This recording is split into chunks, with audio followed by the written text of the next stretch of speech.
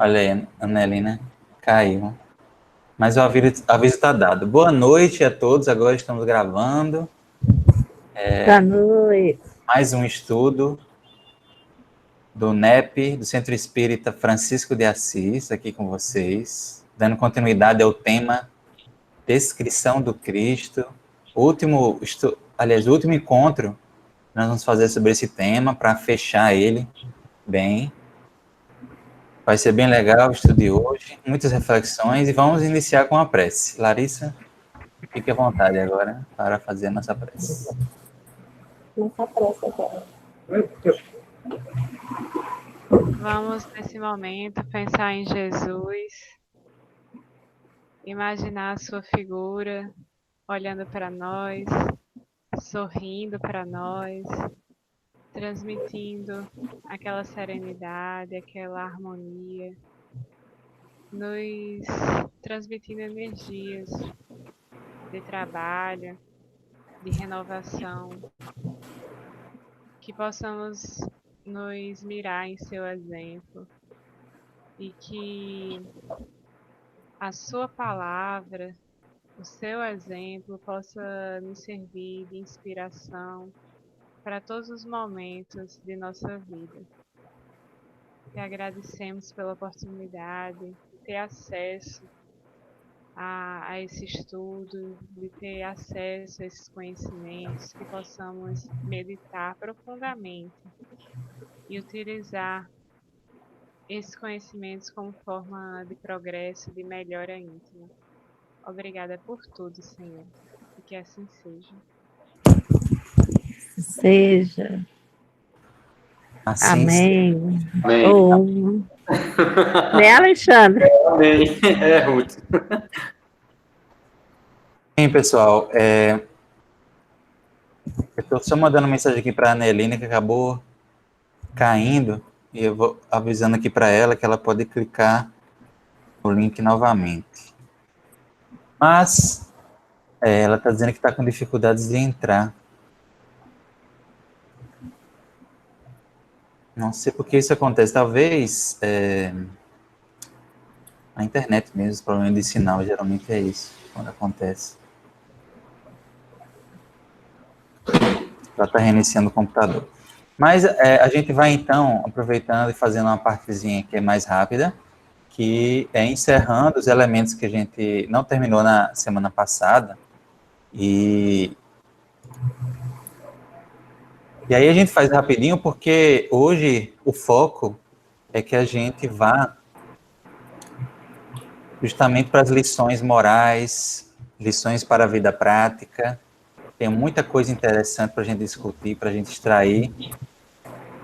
Tendo feito todo o contexto, todo o estudo dos elementos, a pesquisa que a gente fez. E agora é a conclusão do tema. Tem muita coisa legal para a gente discutir.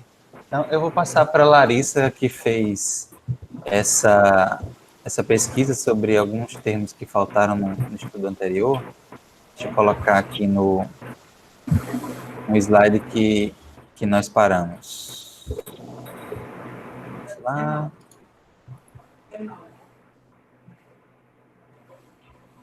Esse aqui, Larissa? Isso. Então, onde que se passa, né? João diz, né, que estas coisas ocorreram em Betânia, além do Jordão, onde João estava batizando. Aí na Bíblia de Jerusalém diz que Betânia, né, ou Betabara, significa lugar de passagem. Se vocês observarem no mapa, do lado esquerdo, perto de Jerusalém, tem uma Betânia. E do outro lado do Jordão, né, você vai ver uma indicação de Betabara, né? Então, existem duas Betânias. E Flávio Josefo, ele diz que João Batista foi feito prisioneiro na fortaleza dos Macabeus, na mesma região. Então, é admissível que seja este lugar onde ele ministrava e é mais tarde encarcerado. Então, do outro lado do Jordão, né? Provavelmente essa região da Pérea, como vocês podem visualizar aí no mapa. Pode passar, Ismael. Bem, eu fiquei com duas palavras, que é exortando e evangelizava, que está em Lucas 3,18. Exortando também com muitas palavras, evangelizava o povo. Então, o que significa exortar, né? Segundo o Bible Hub, exortar significa convidar, chamar. E esse era o papel, né, de João Batista. A gente vê por meio, né, dessas descrições que a gente dessa passagem que a gente está vendo hoje, das anteriores, que ele fala, né, sobre arrependimento. Ele fala sobre um Messias que, né, iria de vir. Então ele estava fazendo um convite, estava chamando as pessoas para o arrependimento.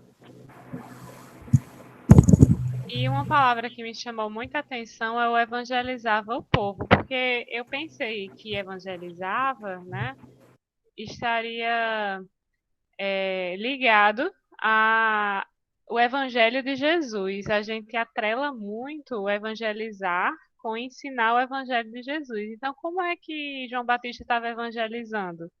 Né? Então, evangelizar significa anunciar boas novas, dar boas notícias. O verbo significa originalmente anunciar, né, boas novas, dar uma boa notícia. Então, não é algo que passou a existir depois de Jesus, né? É algo que já existia. Então, João Batista ele estava evangelizando, né? Ele estava dando boas notícias. Ele estava passando mensagens importantes, né, para a transformação moral daquele povo. Pronto, essas foram as palavras que eu pesquisei.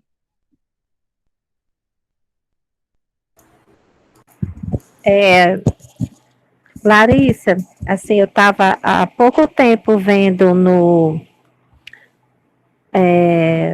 Parábolas do Ensino de Jesus, do Caio Barchuta, tem um dos capítulos dele fala de João Batista, né? O título do capítulo é O Maior Profeta. Então, ele tece, assim, vários comentários, assim, que falam dessa importância de João Batista, que atrelam ele a Jesus e que também coloca a boa nova que Kardec traz, né, através dos bons espíritos, né, que trazem a doutrina espírita para nós. Eu queria só ler para vocês essa parte que ele fala de João Batista. Eu posso? Claro. Fique à vontade.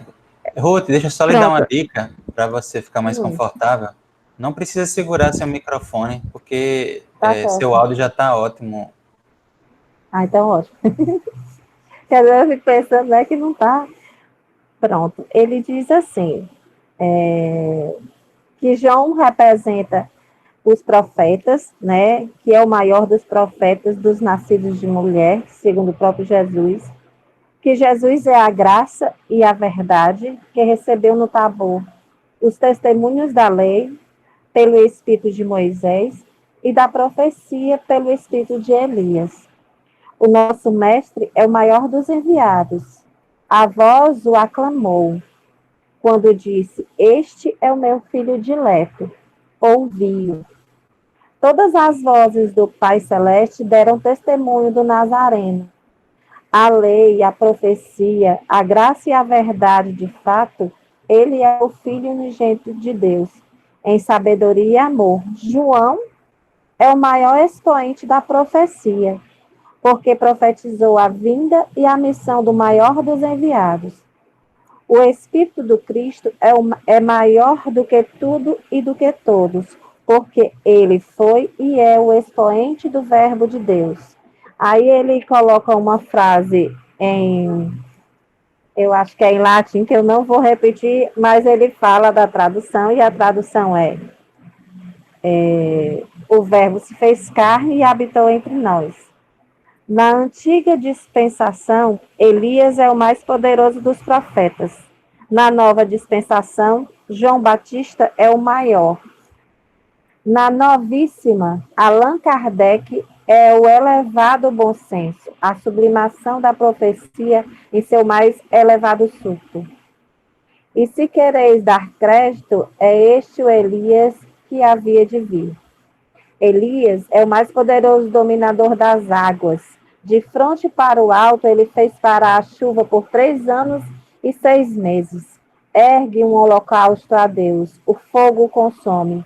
O céu cobre-se de espessas nuvens e as chuvas caem em jorros para fertilizar a terra. Nas margens do Jordão, sua paragem predileta, há um sinal de sua capa, as águas se cobrem e ele passa a pé enxuto.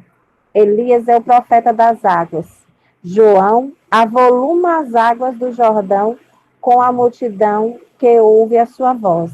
Allan Kardec faz manar do coração, dos rins e do ventre dos que buscam a Jesus Cristo, rios de água viva, desvendando os arcanos do espírito da profecia. Mas quem batiza com o Espírito do Pai é aquele que é sobre todos. Elias apelou para as águas e para o fogo, João para a água e para o sofrimento, Allan Kardec para o sentimento e para a razão. Mas os três são um mesmo Espírito. Um fere e castiga, outro corrige e ensina, o outro vivifica e salva. Este é Caiba Schutel. Interessante. Qual é o livro mesmo, Ruth? É Parábolas e Ensinos de Jesus. Esse texto é bem legal. Tem essa teoria que ele apresenta, né? Das encarnações. Na verdade, tem tanta teoria diferente sobre quem teria sido Allan Kardec. Muitos acham até que Kardec teria reencarnado como Chico.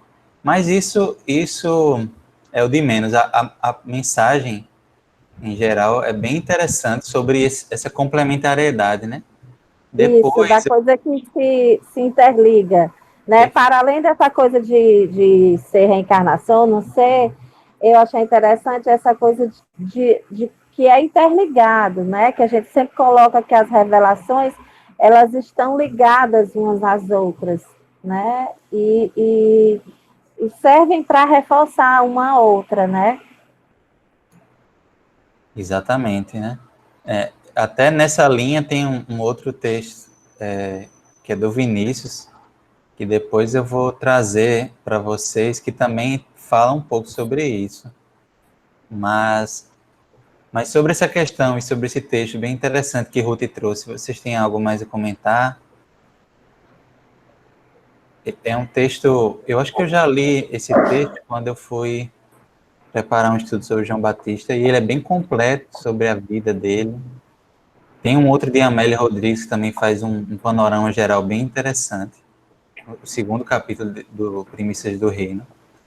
São textos assim que falam da vida de João Batista em geral. Mas eu trouxe aqui para vocês eu vou até compartilhar a tela. Olha, parece que a Anelina conseguiu entrar. Oi, Anelina. Entrei. Que bom, deu certo. Oba!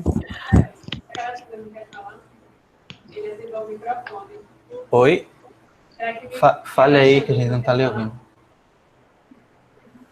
É que hoje eu estou separado de Larissa, mas ela está aqui do meu lado. Eu estou dizendo, será que a Alexandre não quer falar? Ele ativou o microfone. Não, eu só queria compartilhar aqui o que o Ismael falou, Larissa. Que esses textos aí de Caibar, eles, pelo amor de Deus, eu leio e releio. É ele e Humberto Roden. Né? Tem um livro de Humberto Roden aqui que nem adianta pedir para eu ler uma vez. Eu vou ter que ler umas 5, 6 vezes para poder entender alguma coisa. Mas obrigado, gente. É só isso. É muito bom. E a gente vai ver muitos comentários. O Caiba Schutel, ele se dedicou bastante a estudar trechos do Evangelho. Então a gente vai conviver muito com os textos dele. E deixa eu compartilhar a tela com vocês. Um achado aqui de Larissa foi esse texto do Vinícius. Deixa eu ver aqui, eu vou ter que compartilhar a minha tela inteira. Vocês vão ver tudo que eu estou fazendo, mas é o jeito. Sejam bem-vindos à minha área aqui, cheia de coisa aberta. Então, esse aqui é o texto do Vinícius. O livro é Na Seara do Mestre. É o capítulo... Aqui ele não tem enumerado. Depois eu vou ficar devendo essa informação. Mas o nome do capítulo é Os Três Batismos, o da água, o do fogo e do Espírito. É um texto bem longo, então eu vou deixar a leitura para vocês depois, vou colocar no grupo. Mas eu achei bem legal, bem didático. Ele dividiu e fez um estudo sobre o batismo da água, o batismo do fogo e o do Espírito Santo. Ele conversa muito com o nosso texto em estudo, né? Nossa passagem, porque ela vai falar justamente desses três batismos, né? Eu até me esquecia que na verdade, no nosso texto, João Batista fala que ele faz o batismo da água e Jesus vem fazer o batismo do fogo e do Espírito Santo, né? O batismo é do fogo e do Espírito Santo. Às vezes, eu mesmo tinha esquecido dessa parte, desse batismo do Espírito Santo. E Vinícius vai deixar bem claro aqui. Aí eu destaquei aqui alguns trechos, e aí eu vou só trazer para vocês aqui. Ele começa falando do batismo de água, da água de João Batista, né, que é o batismo do arrependimento, da regeneração. Uma informação aqui que eu destaquei interessante, que a gente nem chegou a comentar e prestar atenção, né? Ele só aplicava o seu batismo em adultos. Diferente do batismo hoje, que é o sacramento da igreja, que é feito nos recém-nascidos, muitas vezes, esse batismo do João era um batismo feito em adultos. Por quê? Era o batismo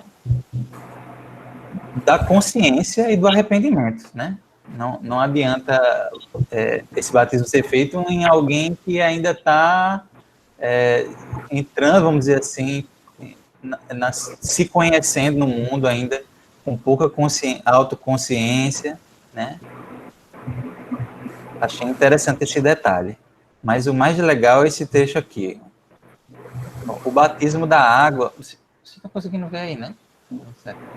Sim.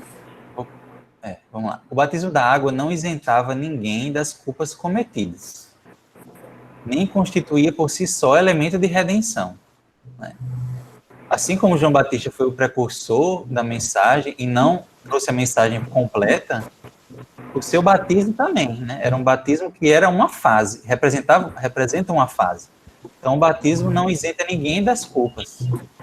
Assim como o arrependimento também não prescinde da reparação. Reparação é essa que pode ser feita pelo resgate, muitas vezes pela dor, pelo sofrimento, mas não necessariamente. Pode ser feito também pelo amor, pela construção. Então, esse batismo da água apenas importava na promessa solene, feita em público, de corrigir-se, dando novo rumo e nova orientação ao modus vivendi, ou seja, um modo de vida, né, até ali adotado. É uma forma de reencaminhamento da sua vida. Ficou clara essa parte, gente? Alguém comentar alguma coisa? Eu achei muito, muito interessante, porque ele faz com que a gente tenha plena noção do que representa esse batismo, essa purificação, esse mergulho de João Batista. E vejam que fica claro que os fariseus, quando chegam para perguntar para ele, tinham uma confusão sobre esses conceitos, não entendiam o que é que indicava esse batismo aí de João. Perguntaram: você é o Messias? Você é o Cristo? O que é esse batismo aí que você está trazendo, né? E alguns deles buscavam esse batismo que era vamos dizer assim, um salvo-conduto completo das suas falhas, né? Vou vir aqui, João Batista vai me batizar e está tudo bem. E vejam que até hoje, até recentemente, né, até hoje, vamos dizer assim, a igreja, algumas correntes têm essa noção, assim, de que basta uma palavra, basta um induto, que a pessoa está totalmente livre de tudo e aí já posso começar a pecar de novo. Então, aí eu marquei aqui também, olha que interessante, os símbolos, estes ou aqueles, nada podem e nada valem por si próprios, isto é, em sua forma ou apresentação material. O seu valor está na ideia que encerram e no sentimento que despertam. Olha que legal isso. Eu achei fantástico. O Vinícius inspirado mesmo, porque nós nós convivemos com símbolos, né? Hoje em dia, e mais profundamente ainda na época do Cristo. Então, o batismo de João Batista é um símbolo. É um símbolo. Ele não é, por si só, um processo de transformação. É um ritual simbólico. Assim como, por exemplo, hoje alguns carregam a cruz como um símbolo, né? E a gente tem vários outros símbolos para representar a união do homem com Deus, com o Cristo. Mas esses símbolos, né, sob o ponto de vista material, eles, na verdade, eles só representam algo que está muito mais do ponto de vista moral e espiritual, né? Então, o seu valor está nesse sentimento que desperta. Se você faz aquilo maquinalmente, não adianta de absolutamente nada. E aí ele vai dissertar sobre isso. Oi, Alexandre, pode falar. Curioso, essa semana eu estava assistindo a TV Rede Vida e o Padre Fábio estava falando, terça-feira, se não me engano, finalzinho da tarde, e ele falando, no meio da conversa dele, ele falou, olha, tem gente que gosta de andar com um crucifixo pequenininho aqui, para Jesus proteger, está enganado. Jesus não está protegendo aí, não. Jesus protege quem guarda ele dentro do coração. Né? Se você já guarda ele dentro do coração e quer projetar ele para fora também de uma maneira, eu esqueci a palavra que ele usou, né? Extensa, não como é. Enfim, para que outras pessoas vejam o Jesus que há dentro de você também, que bom, mas não pensa que Jesus pendurado no pescoço vai lhe proteger de nada, não. Gente, eu sou babão dele, sabe? Eu achei ele um cara fantástico, né? Era isso, gente. Obrigado. Eu também gosto. Aí, só para complementar assim, o outro lado da moeda, hoje no trabalho, engraçado como as coisas acontecem, parece que acontecem para a gente vir conversar sobre o evangelho. Eu estava no posto de saúde que eu trabalho, aí eu tenho uma colega de trabalho que ela é católica, carismática do Shalom. E ela estava com um texto enrolado na mão, eu me lembrei da minha mãe, que a minha mãe também é católica, né? E ela adora texto, ela tem 300 textos, e várias bolsinhas, e dentro de cada bolsinha é um textinho. Aí eu me lembrei da minha mãe, aí eu disse, ai, coisa linda, me lembrei da minha mãe, ela tem não sei quantos textos. Aí ela disse assim, pois ela já está salva. Aí ela já está salva, ela já chegou bem pertinho do céu. Só pelo fato de ter essa representação simbólica do texto, né? Assim, é o que ela quis dizer, né? E isso é exatamente o que o Vinícius vem colocar e o que o Padre Fábio colocou exatamente o contrário, né? Que Alexandre trouxe. Essa coisa ainda simbólica que para alguns ainda é tão representativo e há uma crença tão profunda nisso que as pessoas realmente acham, não, se eu ando com o texto na mão, eu vou ser salvo.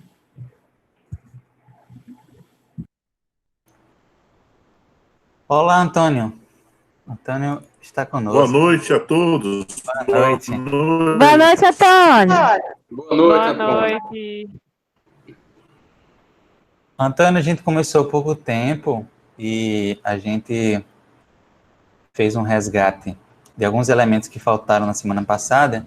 E aí Ruth trouxe um texto de Caiba Schutel, bem interessante sobre João Batista. E eu estou trazendo aqui um texto do Vinícius, do livro Na Seara do Mestre, um texto que fala dos 3 batismos. Ele vai Ele vai falar aqui, ó, o batismo da água, o do fogo e do Espírito. E a gente estava conversando sobre o batismo da água, que é o batismo de João Batista.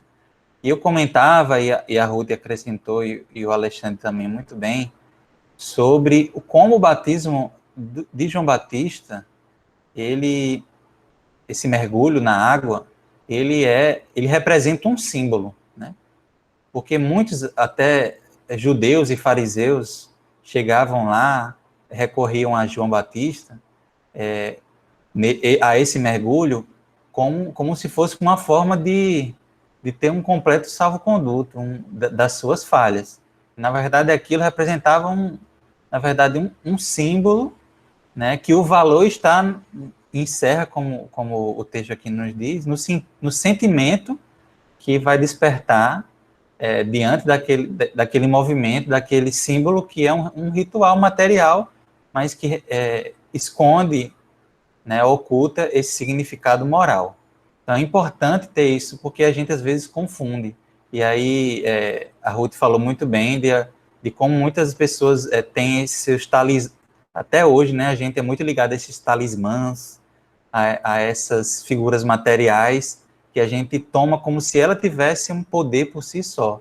Mas, na verdade, é o significado e o sentimento que a gente retira através dessas figuras, né? E aí a gente... O Honório Pode coloca falar. é extremamente interessante, quando ele fala que é uma reencarnação dentro da reencarnação, o batismo da água. É muito interessante essa interpretação, sabe? É fantástico mesmo. Fantástico. A gente vai ver justamente essa fala depois, mas eu não queria... como eu falei, o texto é muito grande, então eu queria só destacar algumas coisas e depois a gente vai para outras contribuições que vocês quiserem trazer também. Aí ele começa agora a falar das outras duas categorias do batismo, né? O do fogo e do espírito.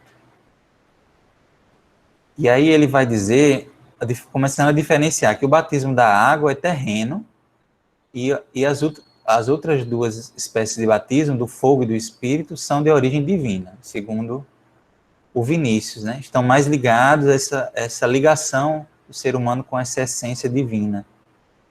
Por quê, né? Ele vai tentando explicar a partir primeiro do batismo do fogo. Ele vai ter uma interpretação desse batismo do fogo, dizendo o seguinte, que esse batismo se consuma na luta incruenta, nas provas e nas expiações que resultam da encarnação. Né? Aí ele vai dizendo o que é que para ele significa esse batismo do fogo do Cristo, né? Essas nossas necessidades da matéria, que naturalmente a gente tem, já é um desafio. Estar na matéria já é um desafio por si só. Aí nós temos ainda as bagagens que nós trazemos do passado, né? O conflito, o choque com os outros companheiros de exílio, o conflito com as próprias imperfeições e defeitos, as contingências próprias do mundo, os desafios do mundo, né? As ilusões dos sentidos, a enfermidade. A gente está vendo como, falando em enfermidade, como uma doença pode fazer a gente ter uma reflexão tão grande, né? Como a gente está tendo agora, mundialmente, sendo convocados a fazer. As ingratidões, a injustiça, a inveja, ele vai dando esses exemplos, né? E ele arremata dizendo que a dor, portanto, sobre suas múltiplas modalidades, constitui o batismo de fogo, de cuja ação ninguém escapa e cuja aplicação independe do concurso humano. Perdão. Vou tomar uma aguinha. Alguém quer comentar sobre esse batismo do fogo? Interessante é que isso aí corrobora muito com uma interpretação de um estudo, né, que o Honório fez também. Exatamente. De que realmente o Batista é o precursor. Né? Precursor por quê? Porque dentro do movimento interno da alma, primeiro precisa haver o arrependimento. Né?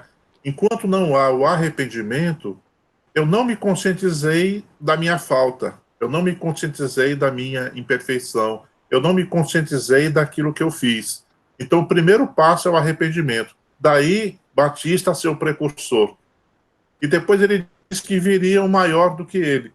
Então, realmente, quando ele fala o batismo aí do fogo do Espírito Santo, é interessante, porque na hora que eu me arrependo, qual é a outra parte que eu tenho? Eu tenho que começar a reparar as minhas faltas, tomar consciência do que eu fiz. Realmente é fogo interno que dá uma dor muito grande aqui nós, e que é preciso ter muita coragem para poder enfrentar. Né? Então, esses dois relatos, eles se casam bastante dentro desse nível de interpretação. Câmbio. É verdade, Antônio. Estão muito alinhados, Vinícius e Honório. Elis entrou, gente. Boa noite, Elis. Seja bem-vinda. Boa noite, Elis! Boa noite, gente. Desculpa atrapalhar. Boa noite, Elis. Veio só acrescentar. Coisa boa. Então, voltando aqui, para encerrar o texto, novamente dizendo, o texto todo é maravilhoso, mas é muito longo, né, para a gente trazer. Então, só trazendo alguns trechos. Olha que legal. Esse trechinho aqui. A água lava, o fogo purifica. Purificar é mais do que lavar. Há sujidades e nódoas que a água é impotente para tirar. Ao poder do fogo, porém, não há imundície que resista. As escórias integradas no ouro puro da alma humana, durante séculos e milênios, escórias que pareciam irredutíveis, por isso que inseparáveis da divina gema, acabam derretendo, revelando sua inferioridade e separando-se da centelha celeste, cuja natureza então se ostenta em todo o seu esplendor. Olha que fantástico, né? Então, Fantástico. impressionante, gente. Fiquem à vontade. Eu quero passar a bola também para vocês. O que é que vocês gostariam aí de... Ismael, essa questão do fogo me remete muito à dor.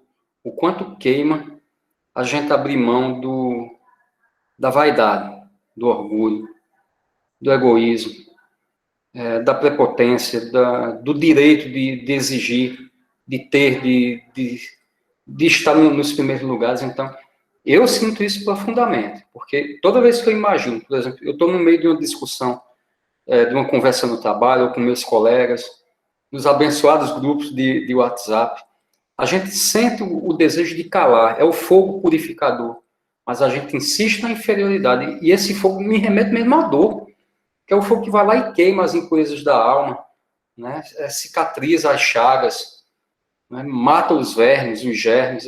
Eu entendo muito o fogo dessa maneira, sabe? Eu sinto a dor do fogo toda vez que eu deixo, vamos dizer assim, que eu pretiro, deixo em segundo plano o meu eu, né, para deixar que um pouquinho de Jesus, ou da bondade, dos bons espíritos, da inspiração do NEP, vivam em mim através dos meus atos e pensamentos. É isso, gente. Obrigado.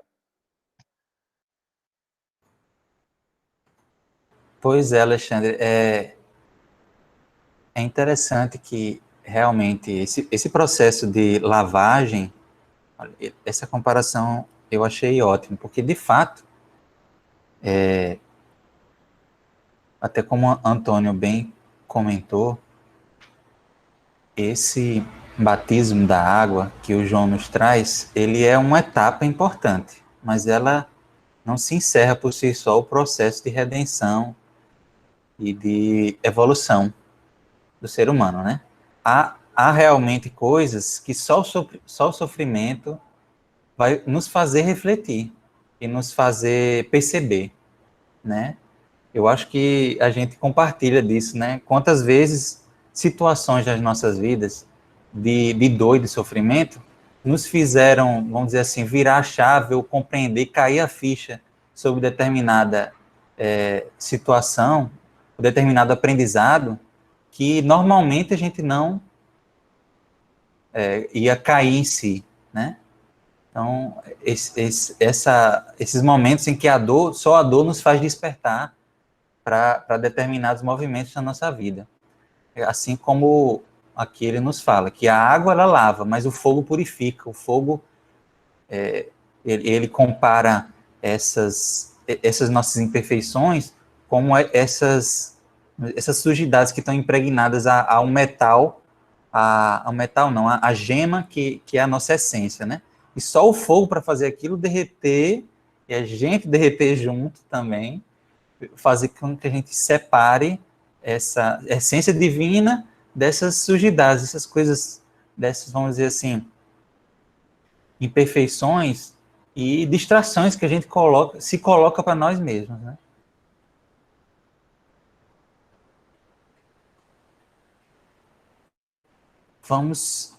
Fiquem à vontade para me interromper em qualquer momento, mas eu vou andando aqui só para a gente não monopolizar a fala e eu poder passar para vocês também e outros textos.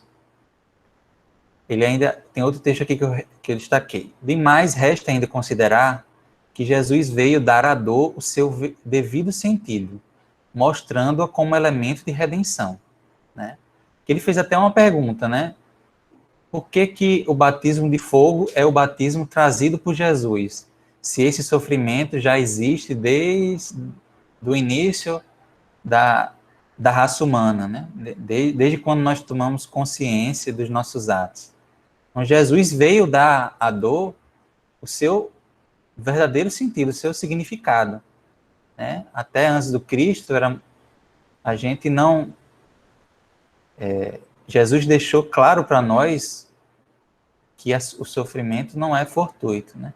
E há um caráter pedagógico e há um aprendizado a se tirar, né? Quando ele vai falar que são bem-aventurados os que choram, né? Então, ele vai trazer, vamos dizer assim, um movimento de busca à felicidade e de evolução, que muitas vezes a dor, o choro vai nos impulsionar. Então, ele fala justamente disso aqui, o Vinícius. E vamos falar agora sobre o batismo do Espírito. Só para terminar o texto, mas a gente pode depois retornar ao batismo do fogo e da água também. Batismo do Espírito. Vamos ver o que ele diz aqui, o que é que nós destacamos. O do Espírito ou do Espírito Santo, né? Ele diz o seguinte: o batismo de Jesus é, como disse o precursor, o do fogo e o do Espírito, né? Eu até mencionei para vocês que eu mesmo não tinha me atentado que o batismo de Jesus não é só do fogo, é do Espírito também, representando respectivamente a lei e a graça, né? O fogo e o Espírito, né? A justiça e a misericórdia divina, ou seja, a justiça e a misericórdia divina, que atuam, como a gente sabe, agora trazendo a doutrina espírita, atuam em conjunto, né? Não por acaso são uma lei, a lei de justiça, amor e caridade, né? Estão ali a lei de amor e de justiça, né?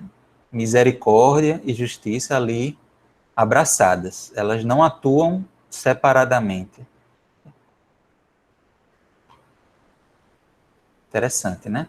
Então, eu só destaquei esse trecho mesmo sobre o batismo do Espírito, mas a gente até conversou e nós vamos depois voltar a essa noção de batismo do Espírito Santo, essa presença divina, essa presença da essência divina entre nós. Mas como eu disse para vocês, não quero ficar só nesse texto, vamos então voltar aqui aos slides. Deixa eu descompartilhar aqui a minha tela. E aí eu pergunto para vocês, vocês teriam...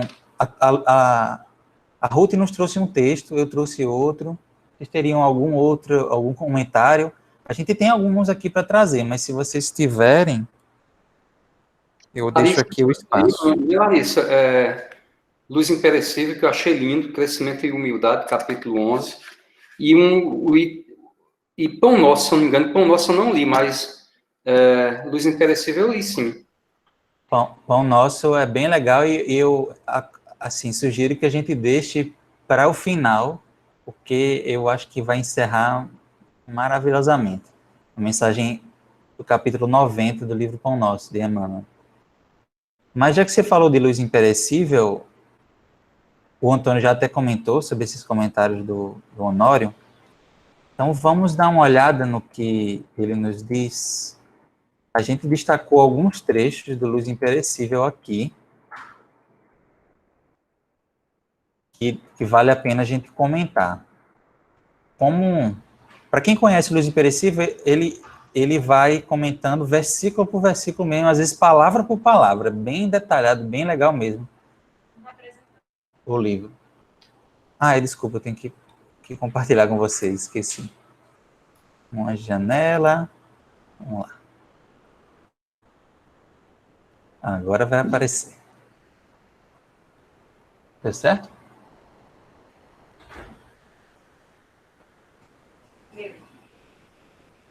Ok, então aí estão alguns trechos de Luz Imperecível que nós destacamos, mas novamente segue a indicação para que vocês leiam.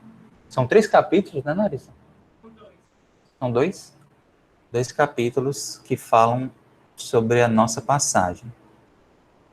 E aí, para não ficar só eu lendo, lê aí, Larissa, depois a gente vai compartilhando. E eu, em verdade, vos batizo com a água para arrependimento. A água lava o corpo. No seu símbolo, entendemos lavar o espírito de seus erros. O espírito parte para a reencarnação com igual propósito, purificar-se.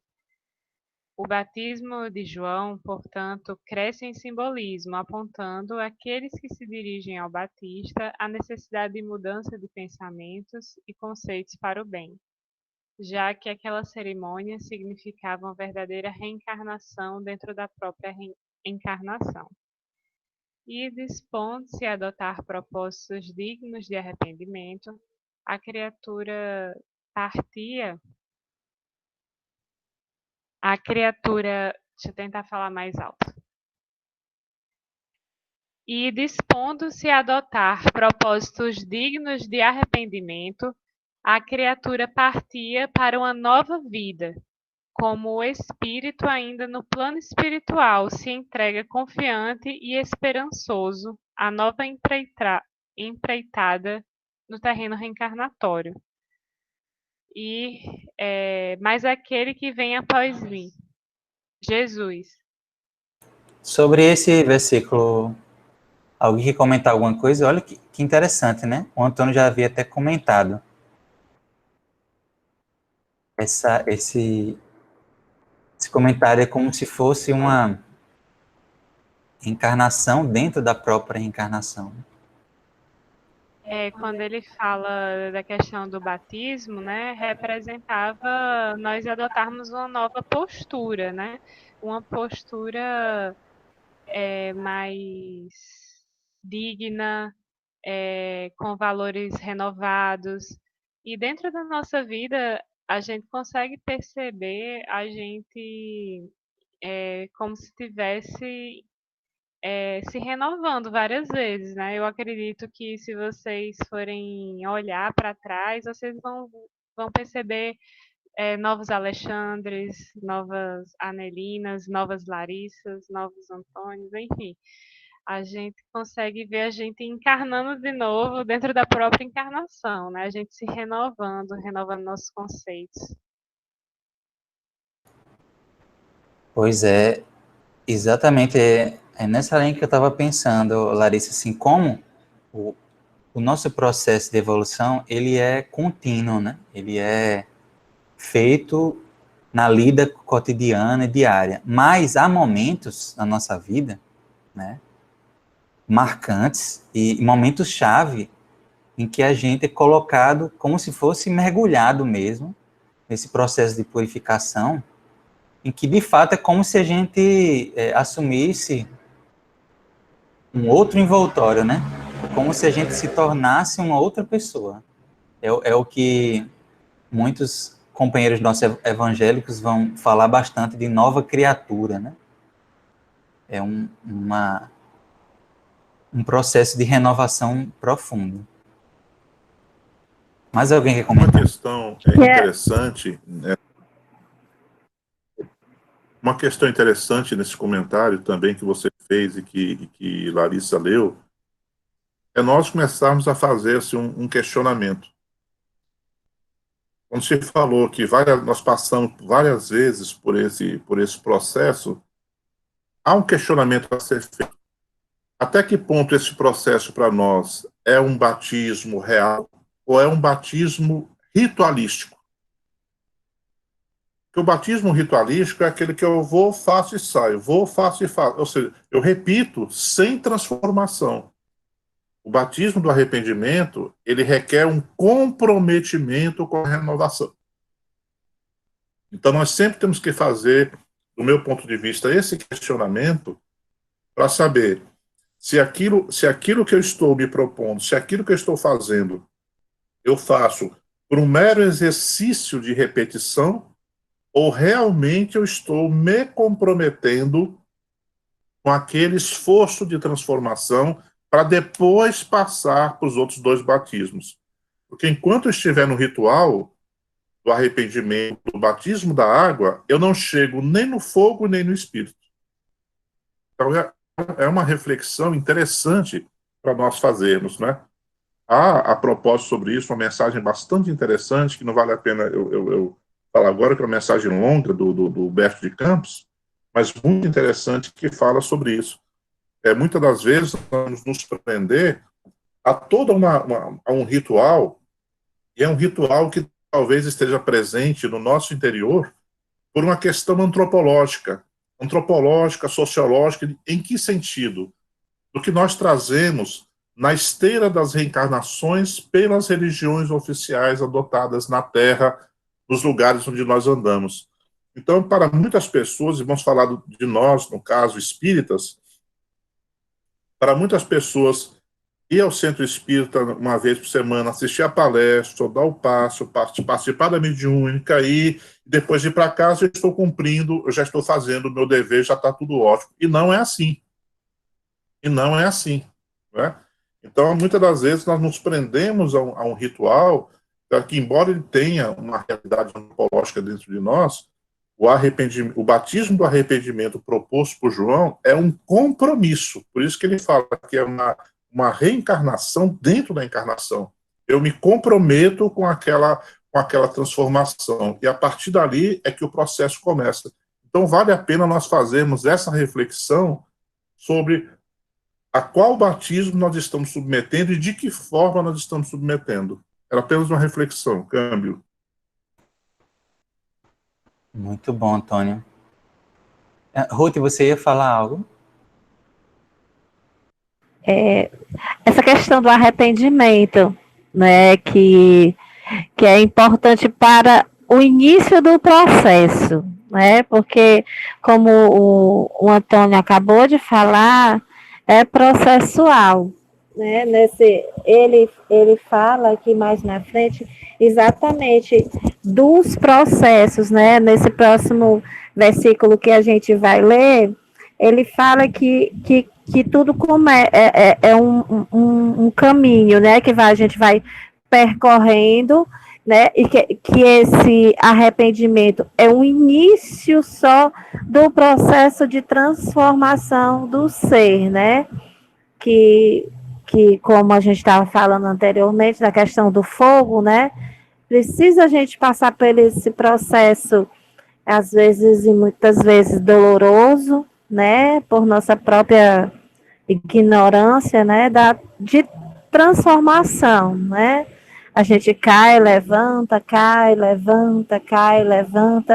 mas é importante o comprometimento, como Antônio Carlos estava falando, né, se eu me comprometo com esse meu processo de transformação, então eu tenho que me empenhar nesse processo. Então, o arrependimento é um início. É verdade, Ruth. Quando o Antônio estava comentando aí sobre essas nossas ligações, muitas vezes, a práticas, esse aspecto antropológico que ele falou, que precisa ser levado em conta, eu também lembrei da questão psicológica, como às vezes a gente está preso, sem nem saber, né, a questões do passado, mesmo da própria encarnação, né, e às vezes até nos surpreende, né, que muitas pessoas não se atentem nesse estudo próprio para entender que, às vezes, alguma atitude do presente representa alguma mágoa mal resolvida do passado. Eu me surpreendi muito quando eu fui fazer um processo terapêutico e percebi coisas em mim, por exemplo, de fatos que eu quase nem lembrava da infância. Então, são essas questões que vão passar por esse processo de arrependimento. Um processo de autoconsciência, né? De autoconhecimento também, porque muitas vezes a gente entra em ciclos e processos que a gente não compreende com o consciente, né? E sim com o subconsciente. Eu achei muito interessante, eu lembrei desse aspecto quando o Antônio estava falando, eu acho que se aplica bem a esse processo também de arrependimento, de renovação, de purificação, desse mergulho que o João Batista nos propõe. Também é um mergulho íntimo nesse sentido, né? De conhecer esses momentos e essas presenças do nosso subconsciente, que vão nos dizer muito sobre a nossa vida, as nossas atitudes. Às vezes, os nossos maiores tropeços vão estar mais claros quando a gente faz esses estudos terapêuticos, né? Muito bem, gente. Continuar a leitura, né? Tá melhor o meu áudio? Melhorou bastante. Então vamos lá. Mas aquele que vem após mim, Jesus. O Batista lembra a sua condição de precursor. No campo íntimo, o processo vem se repetindo. O erro, o arrependimento, as providências saneadoras, finalmente o Cristo no reino de Deus, na consciência redimida. Então ele está trazendo, né, essa frase para o campo íntimo, né? E no campo íntimo é assim que acontece, né? Primeiramente a gente está naquela fase da ignorância e consequentemente do erro, mas com o tempo vai tendo os aprendizados, o arrependimento, as providências, né, para que a gente repare, né, para que a gente melhore e finalmente Jesus vai penetrar a nossa consciência, né, a sua forma de agir vai se incorporar à nossa forma também de agir, de pensar.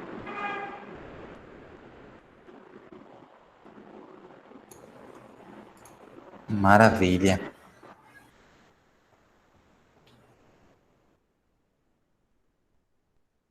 Mais alguns comentários de Luz Imperecível que nós colocamos aí.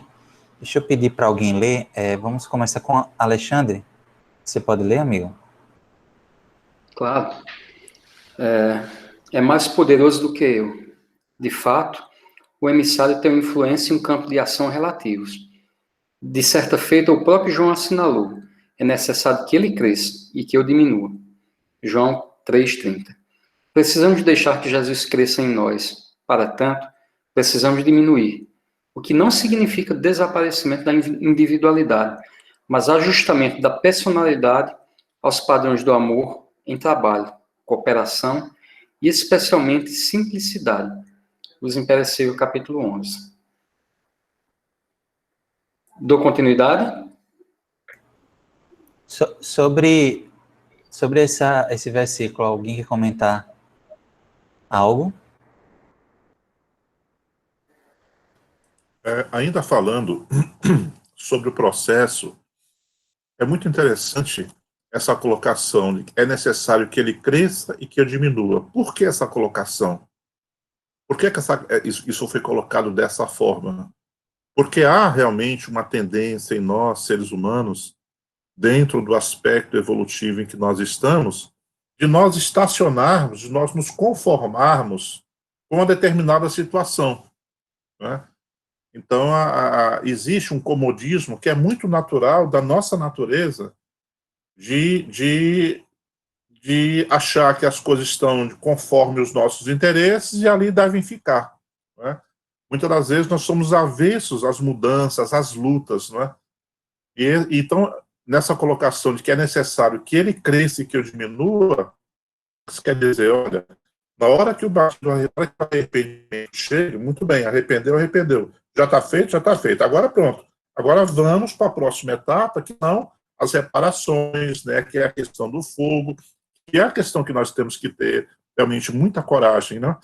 A Alexandre estava falando uma coisa interessante, quando ele falou sobre o fogo do orgulho ferido, né, o fogo do ego ferido, o fogo, às vezes, de reconhecer que está errado e passar por cima de uma determinada opinião, e realmente é assim que a coisa acontece.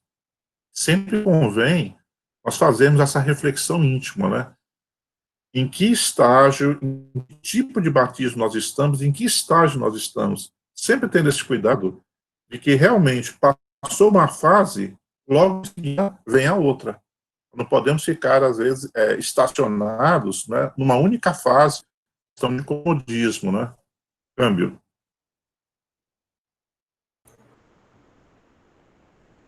É verdade, Antônio. Só reafirmando o que você disse. Quantas vezes a gente não fica preso a esses momentos, né, do passado? Realmente é mais comum, é muito mais comum do que a gente acha, né? E a gente precisa olhar para frente e realmente entender e realmente ressignificar esse eu menor que fica para trás, né? A gente não está deixando de lado, quando ele fala que se diminuir, não está deixando de lado a nossa personalidade, o nosso jeito, a nossa própria individualidade. Não é isso que ele está falando, né? Ele está falando do nosso eu menor, né? Daquele homem velho, como, né, que é o Humberto Rode quem fala, e muitos também comentam, né? Que é essa nossa versão desatualizada, né? E que muitas vezes ali fica por ali nos incomodando se a gente não for vigilante e de fato superar. Porque às vezes a gente acha que passou por um processo e fez uma conquista, e as provas vêm para nos mostrar que às vezes é preciso reconhecer que ainda faltam alguns passos, né? Mas que faz parte da caminhada. Eu queria destacar essa parte que diz assim, né? Que não é para a gente diminuir, mas é para a gente se ajustar. Ajustamento da personalidade aos padrões do amor em trabalho, cooperação e, especialmente, simplicidade.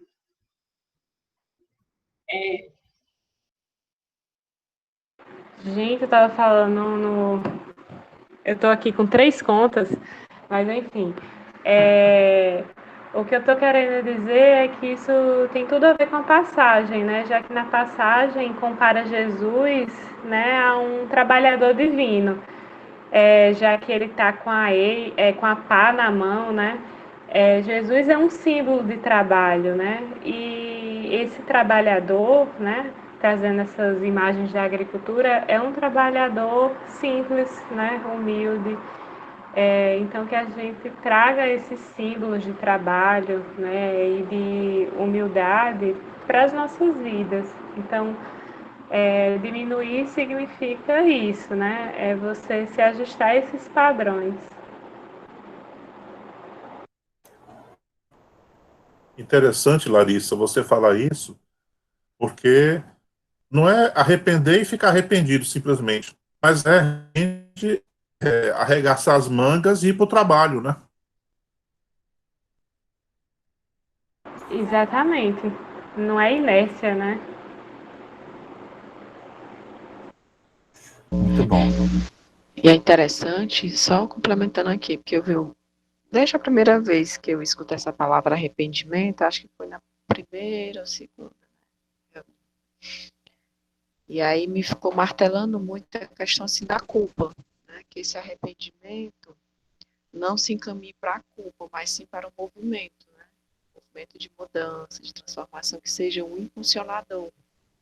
Porque alguns podem ir para esse sentido, né? De arrependimento no sentido de culpa. E aí fica estacionado, né? E aí eu venho pensando nessa situação daqueles que têm um arrependimento não como forma de impulsionar, mas de estacionar. E não é essa a mensagem. Realmente é no intuito de avançar, continuar o trabalho. E como a Larissa colocou, eu estava refletindo justamente sobre isso. Não é o desaparecimento da individualidade, mas um ajustamento. Então, assim, dar personalidade aos padrões do amor em trabalho. Não é que a gente vai ficar, pelo contrário, vai se ajustar a algo muito maior. E é isso que eu ainda pensando. Pois é, né? É justamente. Uma coisa interessante, Pode falar, Antônio, fica à vontade. uma coisa interessante nisso que a Adelina falou, e aí eu vou puxar um pouquinho para o meu lado da psicologia profunda, é se nós formos analisar do ponto de vista profunda, realmente o arrependimento ele não pode ser levado para o lado da culpa, porque enquanto há culpa não há arrependimento. Porque no fundo, no fundo, no fundo, a culpa é o orgulho ferido. Para que eu reconheça a minha inferioridade, eu preciso ter humildade. Na hora que eu me culpo, no fundo, no fundo, no fundo, é o meu orgulho que está ferido. Então, é um conceito de psicologia profunda muito interessante, não é? O arrependimento, ele passa realmente por essa renovação, em eu assumir aquilo que eu sou, em assumir os meus erros, em eu assumir a minha inferioridade, sem me entregar à culpa. Porque quando eu me culpo, o que é a culpa? O sentimento que eu tenho de que é errado, eu me sinto mal porque eu errei. No fundo, esse é o orgulho ferido. Então, dentro do conceito da psicologia profunda, é muito interessante nós refletirmos isso. Acho muito interessante essa colocação que a Nelina fez. O arrependimento é um outro processo, ele é mais profundo. E realmente, para se arrepender, é preciso ter humildade. Para pedir perdão, é preciso ter humildade. Para me aceitar, eu preciso ter humildade. É uma questão que eu sempre falo muito em consultório. O processo do autoconhecimento, ele começa com 2 passos básicos. Me aceitar como eu sou e aceitar o outro como ele é. Enquanto eu não ter essas 2 premissas, dificilmente eu farei o autoconhecimento. Câmbio.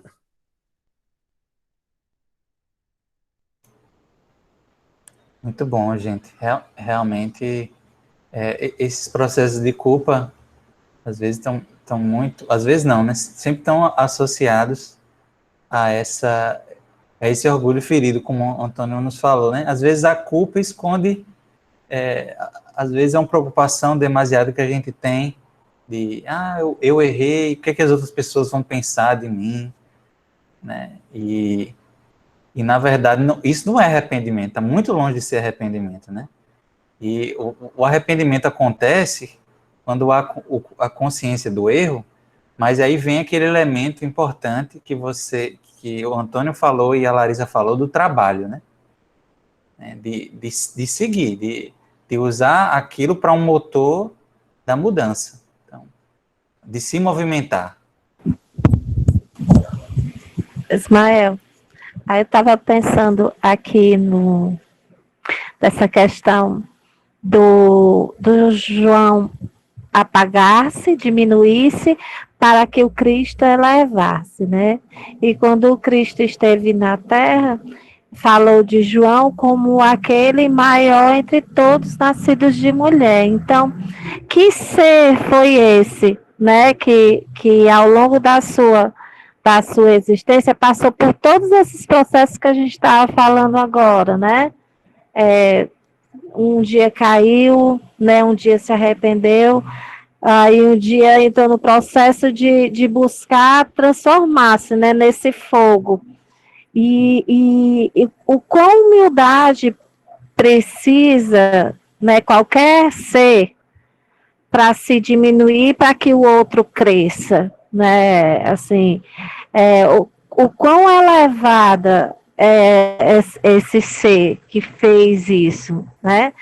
Porque nós, rastejantes ainda por aqui, estamos aprendendo, né, nesse processo, a humildade, né? A gente, em algum momento, a gente se diminuir para que o outro cresça. Mas ainda em nós isso é doloroso. Muitas vezes, né, vem a flora, a vaidade, né, o egoísmo, quando a gente ainda está nesse processo, a gente ainda tem grandes dificuldades em fazer isso, né? Estava pensando na grandeza desse ser, né, que precedeu o Cristo. Ruth, Pegando um gancho, Ruth, no que você falou, você me desculpe, eu estou falando muito, mas é porque quando eu passo para a interpretação moral, me empolgo bastante, sabe? Fica à vontade. Nisso que você falou, Ruth, eu pego um outro gancho. Quando você falou sobre essa questão do que estava escrito lá atrás, lembro daquela frase que Jesus falou, que dos nascidos de mulher, João foi o maior, né? Mas que no reino dos céus, ele é o menor, né? Então, se nós formos ligar essa fala de Jesus, a figura de João, e ao arrependimento, e ao batismo do arrependimento do João, nós vamos ver que peso Jesus está dando para o processo do arrependimento. Olha que interessante. Olha que peso Jesus está dando para o processo de arrependimento, se João Batista foi o maior dos nascidos de mulher. Então, esse processo do arrependimento é um evento realmente marcante na nossa vida. Isso requer uma reflexão bastante profunda para iniciar esse processo. Né? Fantástico, gente. Alexandre, eu vou pedir para você ler o que faltou do slide, para a gente continuar a discussão, que está maravilhosa. Cujas alparcas não sou digno de levar. Ele não se julgava digno de levar o que colocava Jesus no contato com o pó do mundo. Avocando a figura autêntica e austera de João, somos convocados a medir o grau de humildade que já podemos deter. Mais do que nunca, cabe nos indagar. Estaremos, pelos valores adquiridos, capacitados a discernir, a valorizar o próximo, a reconhecer nossa pequenez diante da grandeza do mundo? Vai justamente na linha do que vocês estavam comentando, né? E quando o Ruth estava falando sobre essa questão de se diminuir, dessa postura fantástica de João Batista, de se colocar como precursor, e isso servindo de exemplo para nós, tem uma frase do Livro dos Espíritos que é uma resposta dos Espíritos à pergunta 886, né? A última frasezinha é uma frase que, enfim, quando eu li, ficou na minha cabeça de uma forma que ele está falando sobre o verdadeiro significado da caridade e de ser bom. Aí os espíritos vão dizer o seguinte, que o homem verdadeiramente bom procura elevar aos seus próprios olhos aquele que lhe é inferior, diminuindo a distância que o separa. Então, esse é o verdadeiro sentido da caridade, segundo Jesus e segundo a doutrina espírita. Né? O homem que é verdadeiramente superior, ele não destaca essa superioridade, muito pelo contrário. Ele muitas vezes se diminui para se aproximar. Né? É justamente o exemplo que Jesus nos dá, né? E João Batista também. De humildade, né? Diante das situações da vida. Acho que é um ensinamento atualíssimo. Fique à vontade para comentar. Posso? Já que nós nos propomos, e eu realmente entendo e sinto que nós somos uma família, eu estou achando hoje os semblantes tão sérios, tão assim, tão meio carregados. É impressão minha?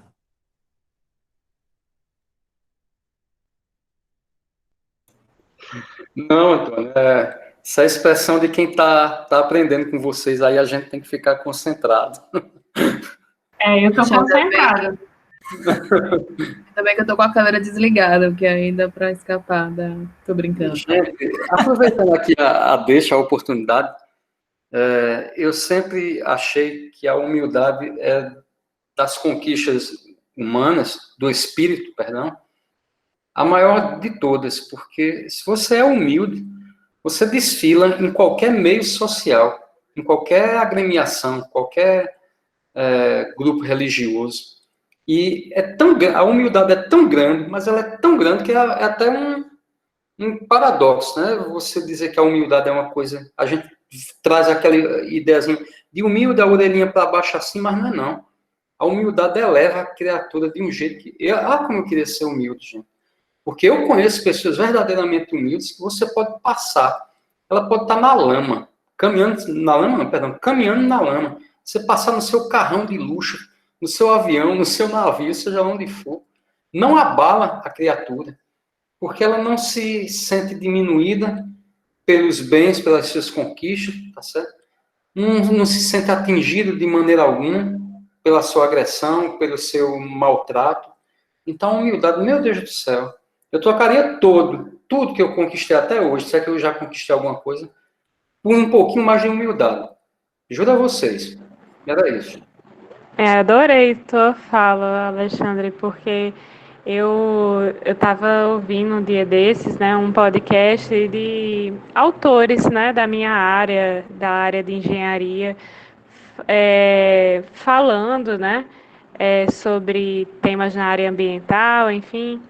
E eu percebi que além deles serem sábios, eles eram humildes, né? Eles estavam se colocando lá na posição de que estavam aprendendo também com os outros, enfim. A forma deles se colocarem elevou para mim, né, eles no meu conceito. Então, todas as virtudes, quando você tem humildade, elas se acentuam, né?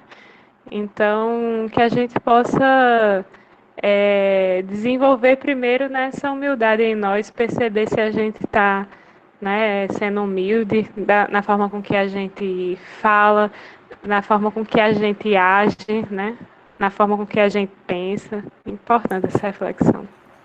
Não por acaso é a primeira bem-aventurança, né? É a primeira das bem-aventuranças do Sermão do Monte. E não por acaso. Vamos em frente, que tem mais ensinos aí. Lições para refletir. Veja só. Particularmente. Oi, Antônio, pode falar. Aqui vocês estão totalmente à vontade para falar. Hoje... Às vezes vocês estão me vendo limpar aqui os olhos com papel toalha aqui, gente, é de lágrima mesmo, viu? É de emoção mesmo, viu? Mas falando meu Deus, que lindo. dessa fala de humildade, eu dei um testemunho há um tempo atrás a um grupo, e foi até um grupo do Cefa também. Eu posso dar... Está relacionado ao tema, mas a gente não está falando especificamente só da humildade. Mas eu vou repetir esse mesmo testemunho aqui. Durante a minha vida, os maiores testemunhos que eu tive de humildade veio das mulheres. Eu acho que nós homens temos muito que aprender nesse quesito com as mulheres. Os maiores exemplos que eu tive na minha vida foram de mulheres que eu vi o desprendimento, fazerem coisas que às vezes me colocavam no lugar, meu Deus, eu não teria talvez condição de fazer o que essa mulher está fazendo.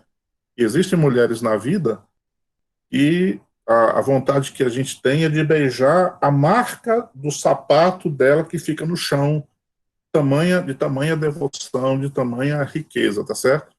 E pegando ainda, fechando esse gancho com o Alexandre, é muito interessante, porque a humildade do Cristo, o amor do Cristo é algo tão grande, tão assim, de certa forma, distante da nossa realidade, que eu, particularmente, às vezes não entendo. Às vezes, nas minhas orações, eu falo, Senhor, olha, eu não tenho menor condição, eu não entendo o teu amor, eu não entendo. Por quê? Porque não há em mim nenhuma referência que eu possa comparar para entender o teu amor. Quais são as referências que nós, seres humanos, temos? São as referências dos prazeres humanos, que nos causam a chamada pseudo-felicidade. Qual de nós tem uma referência de um estado de beatitude celeste? Nós nunca chegamos lá. Então a gente faz ideia pelo que lê, as flores caíram e não sei o que e tal, mas são ideias que nós fazemos, nós não temos essa referência. Então, quando nós nos colocamos, às vezes, numa condição de embate, o ser humano, ele opta, ele corre para onde ele já tem experiência de prazer. E qual a experiência de prazer que ele tem? É humano.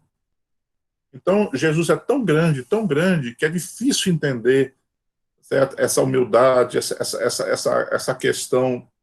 Você, às vezes, pega um soldado, ele dá um murro no rosto, e ele olha e diz: por que me bateste? Se eu não falei a verdade, me mostra onde foi que eu errei. Mas se eu não errei, por que me bateste? E vocês colocam, meu Deus, que é isso? E vocês colocam naquele lugar e é difícil, não é?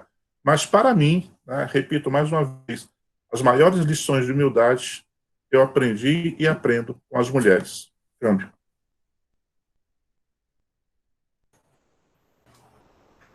Que lindo, amigo. Realmente. Eu, particularmente, o meu maior exemplo de humildade também é uma mulher, inclusive a avó de Larissa. Nunca vi uma pessoa renunciar tanto. Hoje ela já é desencarnada, mas ajudou muita gente durante a vida dela. E é uma referência para nós, né, Lari? Isso mesmo, Ismael. Gente, tá maravilhoso. Vamos continuar, mas olha, fiquem à vontade para falar o que vocês quiserem, no momento que vocês quiserem. Eu vou pedir, então, agora, pro Antônio, seguindo aqui a ordem alfabética, pro Antônio ler e, se quiser, comentar.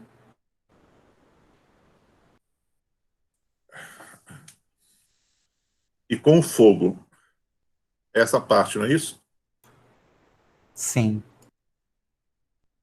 O batismo de Jesus com o fogo está sempre presente nas atitudes decisivas que adotamos no âmbito da vida mental, pela mudança de conceitos e concepções, coroada pelas consequentes ações renovadoras. Alimentada com a chama da vontade, a nova posição mental em sintonia com o Cristo se encarrega de queimar os resíduos das experiências no erguimento das colunas sólidas necessárias à sustentação do amor.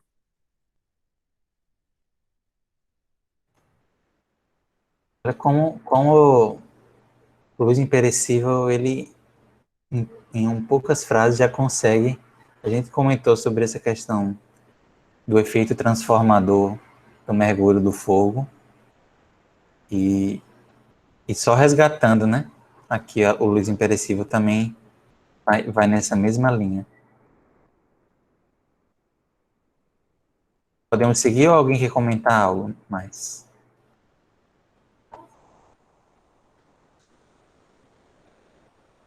O tempo está passando rápido, né? Já são 8h45.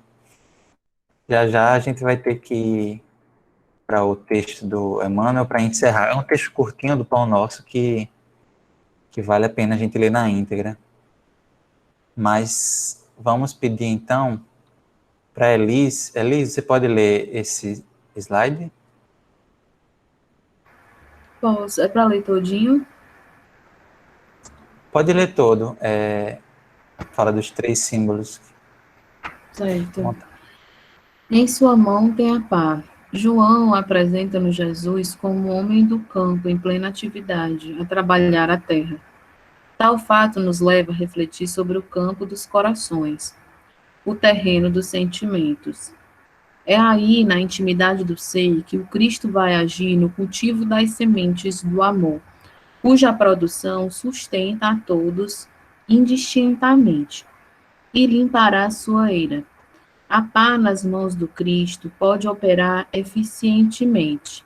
Se nos dispomos a dela nos munir, poderá, acionada com disposição e perseverança que ele nos recomenda, promover a limpeza da eira dos corações que, em razão das dificuldades do passado, ainda permanecem carentes das providências saneadoras imprescindíveis ao recolhimento e preparo da colheita, e recolherá no celeiro seu trigo.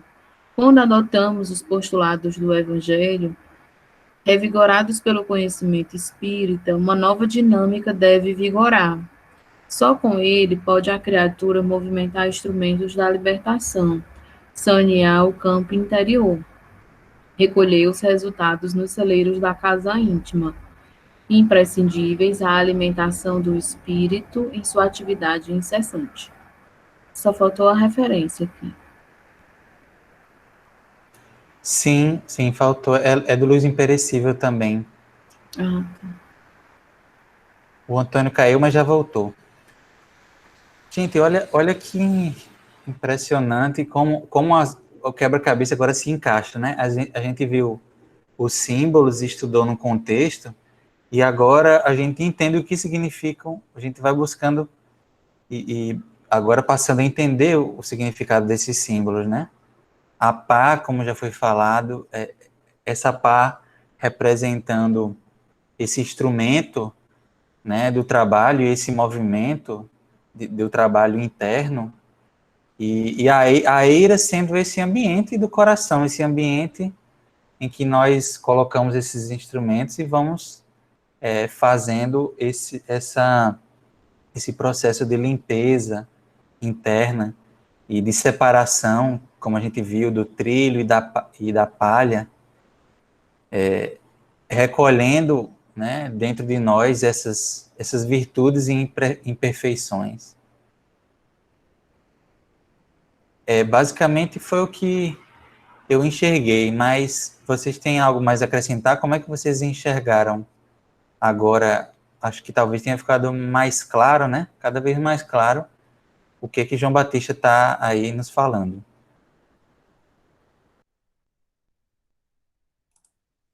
Se nós formos pensar naquela explicação dada para a eira, nós vamos imaginar que dentro do aspecto evolutivo, né, nós lembramos que naquela explicação a eira é aquele pedaço de chão duro, né, chão maciço duro, que era exatamente para poder fazer aquela prensa, poder fazer tudo.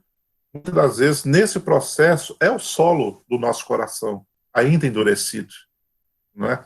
É o solo do nosso coração que ainda precisa sofrer a ação de um instrumento para poder esmagar aquilo, para que daquilo brote, se separe a boa semente da má semente. Então, eu acho que é muito a questão da realidade do nosso evolutiva do nosso coração.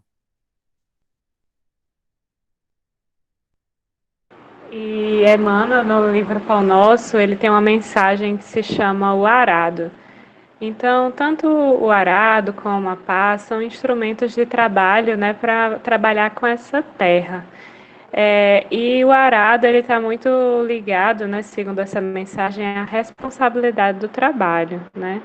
E se a gente não se ligar, né, nessa responsabilidade importante, deixar o arado ou a pá lá paradinhos, vai ter prejuízos. E o problema é que o prejuízo vai ser a terra. E essa terra somos nós mesmos, né? É o nosso espírito. Então, quem vai sofrer as consequências somos nós mesmos quando a gente não se liga para a importância do trabalho, né? Para essa responsabilidade que nós temos. Muito bem, gente. Então, já, infelizmente, nos aproximando do final, eu vou compartilhar com vocês essa mensagem do Emmanuel que nós sugerimos para encerrar, porque ela faz uma análise assim, completa, um resumo do que a gente discutiu durante essas 4 reuniões que tivemos sobre o assunto. E vocês viram que ainda tem muita coisa que ficou para discutir. Se houvesse mais 4 reuniões, ainda teria assunto, eu não tenho dúvida. Então, eu vou compartilhar aqui com vocês a tela que está essa passagem, essa mensagem no Pão Nosso. Tem até algumas marcações que eu já fiz quando eu estava lendo, mas tá aparecendo aí, Larissa? Tá, né? Dá para ler bonitinho, direitinho, né? Então, o trabalhador divino. Vamos ver aqui quem ainda não leu na ordem alfabética. É Larissa, né, Larissa? Eu li. Tu já leu, né? Então, vamos pedir para Ruth. Ruth, você pode ler para a gente?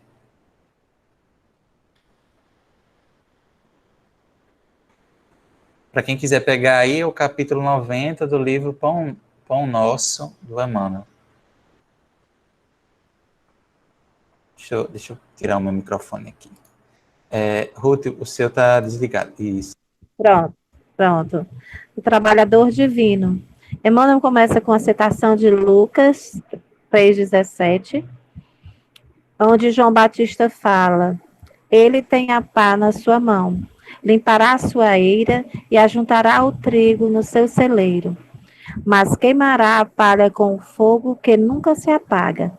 E começa dizendo: apóstolos e seguidores do Cristo, desde as organizações primitivas do movimento evangélico, designaram-no através de nomes diversos. Jesus foi o mestre, o pastor, o Messias, o Salvador, o príncipe da paz. Todos esses títulos são justos e veneráveis. Entretanto, não podemos esquecer, ao lado dessas evocações sublimes, aquela inesperada apresentação do Batista.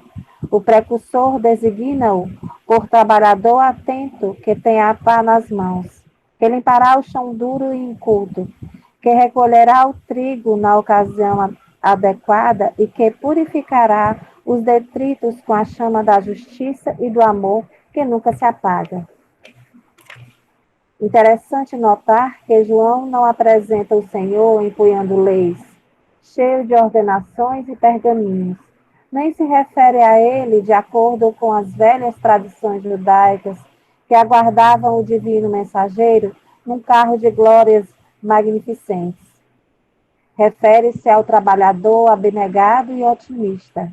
A pá rústica não descansa ao seu lado, mas permanece vigilante em suas mãos, e em seu espírito reina a esperança de limpar a terra que lhe foi confiada às salvadoras diretrizes. Todos vós que viveis empenhados nos serviços terrestres por uma era melhor, mantendo aceso no coração o devotamento à causa do Evangelho do Cristo, não nos cerceiem dificuldades ou ingratidões. Desdobremos nossas atividades sob o precioso estímulo da fé, porque conosco vai à frente, abençoando-nos a humilde cooperação, aquele trabalhador divino que limpará a eira do mundo. Gente, Emmanuel é maravilhoso. Gente, o que me mais marcou nessa mensagem é como Emmanuel destaca, deixa eu tirar aqui, vocês já devem estar vendo, como Emmanuel destaca a forma que João Batista se refere a Jesus, né? Ele poderia ter chegado e dito assim, chegou o grande general que vem dizimar povos e mais povos e ser a grande autoridade. Ele poderia ter dito tantas coisas sobre Jesus, ele escolheu se referir a ele como um trabalhador, né, da colheita, do trigo, da seara, né, e isso tem muito a nos ensinar. Eu acho que uma pergunta interessante para a gente se fazer é como a gente enxerga Jesus, né? A gente estuda tanto a mensagem do Cristo, mas como a gente enxerga o Cristo? Né? É uma figura distante, ou próxima? É esse super general ou essa pessoa afetuosa, esse trabalhador dedicado? como é que a gente se relaciona com o Cristo nesse sentido? Eu acho que é uma reflexão interessante e fica esse exemplo de João Batista. Fiquem à vontade para comentar, a gente ainda tem uns minutinhos para encerrar, encerramos de 9 horas. Hoje um pouquinho a mais, porque, né, acho que vale a pena. O que é que vocês gostariam de comentar? Esse alerta, né, que ele faz a todos nós que estamos tentando, né, conhecer o Evangelho do Cristo para vivenciá-lo. Ele, nessa frase, nesse parágrafo final, ele fala: todos vós que viveis empenhados nos serviços terrestres por uma era melhor, mantende aceso no coração o devotamento à causa do Evangelho do Cristo. Não nos cerceiem dificuldades ou ingratidões. Desdobremos nossas atividades sob o precioso estímulo da fé, porque conosco vai à frente, abençoando-nos a humilde cooperação, aquele trabalhador divino que limpará a eira do mundo, né? Assim, ele está agindo, né? Muitas vezes a gente não entende os processos divinos, né? A gente questiona as nossas dificuldades, mesmo estudantes da doutrina espírita que somos, né? Muitas vezes, quando situações difíceis ocorrem em nossas vidas, quando ocorre no mundo, né? A gente se questiona, mas aqui ele dá uma esperança, né? Ele diz que a gente se empenhe e ele reforça mais uma vez que ele está fazendo o seu trabalho, que a gente aquiete o nosso coração, né? Que ele está nesse serviço, a gente fazendo a nossa parte, né? Ele está limpando, né, a eira do mundo.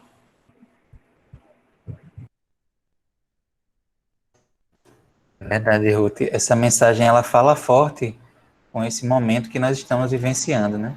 Principalmente esse último parágrafo que você leu.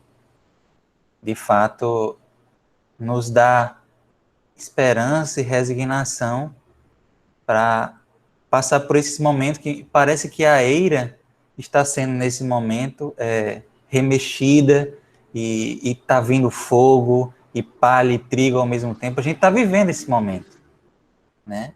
E a gente precisa enxergar na figura desse camponês, desse trabalhador do campo, que é Jesus, a esperança, né, de que depois desse momento de colheita, de regeneração, de fogo, de muitas vezes dor, sofrimento, vão vir os frutos, né, vai vir o pão, né, que é o produto desse trigo, que é o nosso alimento, que é a nossa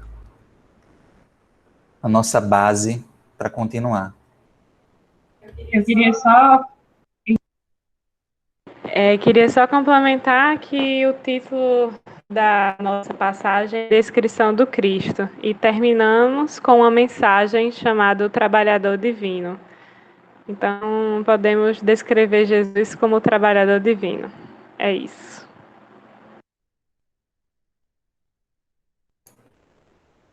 Foi isso que o João Batista nos ensinou aqui. E ainda tem muito para nos ensinar.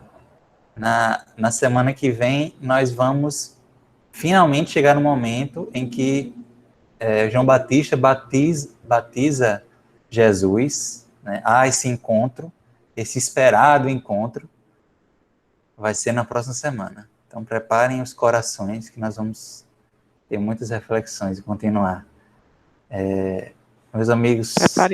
Preparem os lenços, né? Porque eu fiquei sem palavras com essa declaração do Antônio Casa. Eu estou aqui ainda emocionada. E com esse fechamento também, gente do céu, é emocionante. Realmente, assim, muito reflexivo. Você fica realmente pensando muito, né? Refletindo. E no dia a dia da gente, né? Como colocar isso em prática? Porque não adianta gerar emoção se você não internaliza e não pratica. Não tem sentido, né? É verdade, né, Anelina? E hoje em dia, abundam oportunidades para a gente colocar em prática, né? Nas nossas vidas e nossos desafios diários. Vamos então fazer a nossa prece final, né? Eu geralmente indico alguém para fazer, mas alguém quer se voluntariar, por acaso? Então, nesse caso... Eu faço. Pronto, Nelly, fica à vontade. Então vamos fechar nossos olhos e vamos deixar transbordar em nossos corações o sentimento de gratidão pela oportunidade de estarmos aqui todos reunidos, de estarmos aprendendo, procurando internalizar, compartilhar experiências, compartilhar os ensinamentos do nosso mestre, né, que há tanto tempo deixou essa linda mensagem, esse lindo exemplo, e que a gente vem buscando seguir da melhor forma possível, da forma mais fiel possível. Que possamos voltar nossos olhos, nosso coração, principalmente nossos corações, enchendo de gratidão e envolvendo todo o nosso planeta Terra, os nossos melhores sentimentos, Mestre querido, possam ser utilizados nesse momento para apaziguar, acalentar, acolher todos os corações que sofrem, que a tua luz possa ser intensificada e derramada sobre o nosso planeta, e que nesse momento, querido amigo, possamos sempre caminhar juntos, cultivando, arando essa grande lavoura. Que o teu amor, querido amigo, possa sempre permear nossos corações e que possamos transbordar para os nossos irmãos. Fica conosco hoje, agora e sempre. Que assim seja. Assim seja, amém. Saúde. Beijo, uma boa semana para todos, hein? Beijos, meus amores Beijo. queridos. Boa semana. Até sexta, se Deus quiser. Um abração e até sexta, Deus gente. quiser, Beijo grande. gente. Fique com Deus.